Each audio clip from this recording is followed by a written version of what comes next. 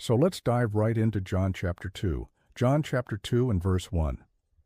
After this, Jesus went down to Capernaum, which was in Galilee, and he was teaching them there in the synagogue on the Sabbath day.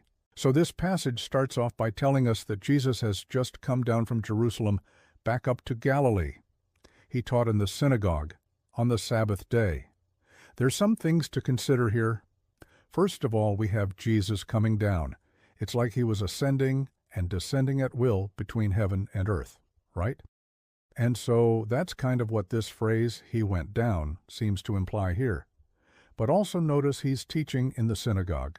So you might be asking yourself, wait a minute, if he was just talking to his disciples in Bethany, how could he be teaching in the synagogue? Well, I think there are two possibilities here. One possibility is that John uses the word Jesus when referring to himself and his disciples collectively. That's how they were known in this book, as Jesus and his disciples. So maybe that's what John means here. They came down to Capernaum, and they taught in the synagogue. The other option is that Jesus went to the synagogue and taught on that particular Sabbath, but not with his disciples there, that this is a separate event from the one that occurred in Bethany, where his disciples were present. Either way, it doesn't really change the meaning of the passage or what we're going to learn from it. Just something to consider as you study it for yourself. Verse 2 says, "There was a man there who had been healed of a physical defect from birth. He was born blind and was now able to see." 2.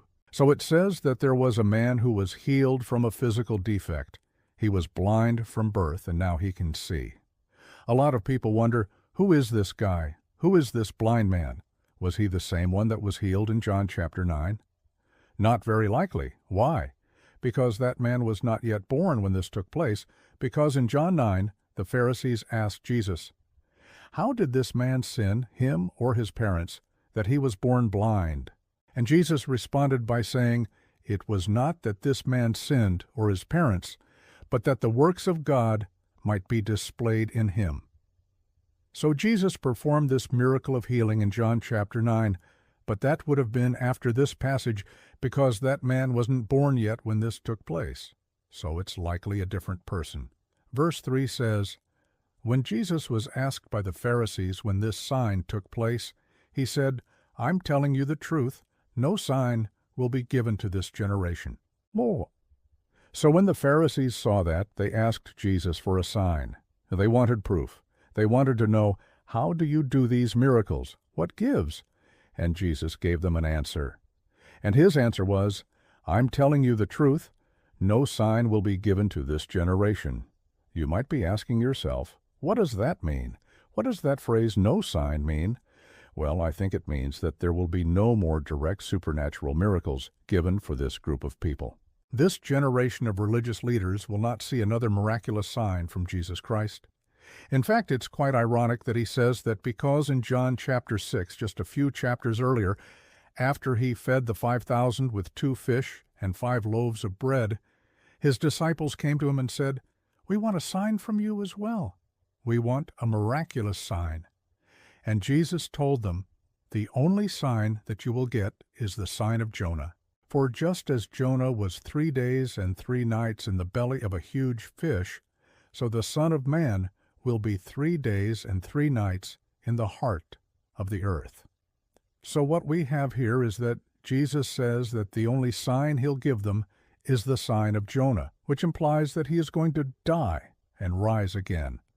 And that's exactly what happened. But the irony here is that these religious leaders, the Pharisees, didn't believe even that sign, right?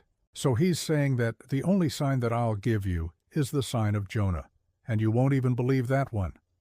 Verse 4 says, "He was teaching in the temple courts, and there were many people listening to him, and he asked them, 'Can the leaders of the Pharisees and the teachers of the law point to which stone the temple was built?'" So here, Jesus is asking them a rhetorical question.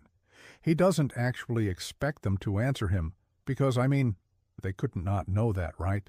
Like, that's the temple. That's where they do their worship, and they would know what the stones are made of. But Jesus is doing this to expose their ignorance. He's doing this to show them that they don't know anything. He says, "You see this temple here. Can you tell me which stone it was built with? Can you tell me what it's made of?" And they couldn't. They were not aware. They didn't know what it was made of. Verse 5 says, "But he himself knew exactly how it was built. For he said, 'Destroy this temple, and in 3 days I will raise it up.' They replied, 'This temple has been built at a cost of 40 years, and you will raise it up in 3 days?" So they thought he was talking about the temple building. They thought he was talking about the stones and the wood that made up the temple, because that's all they ever knew.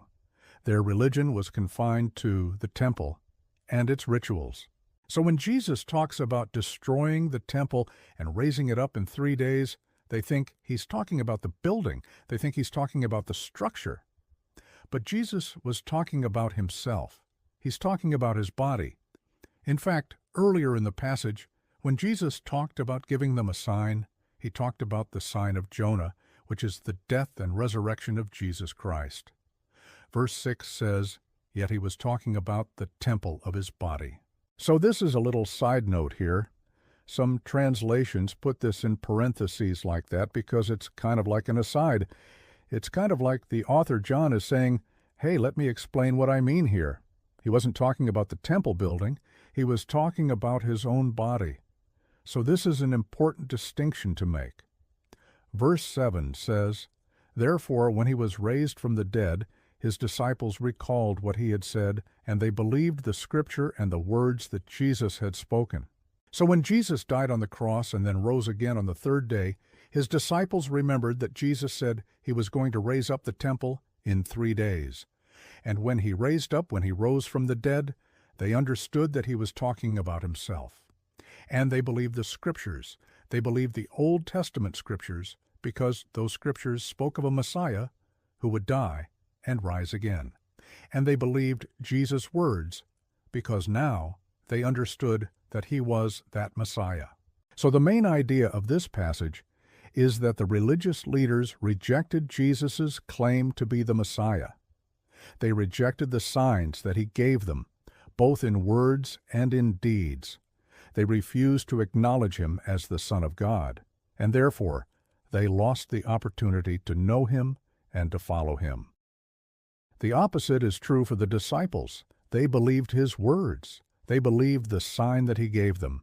They acknowledged him as the Son of God, and therefore they received everlasting life. If you enjoyed this video and want to see more like it, click the like button below. Until next time, thanks for watching.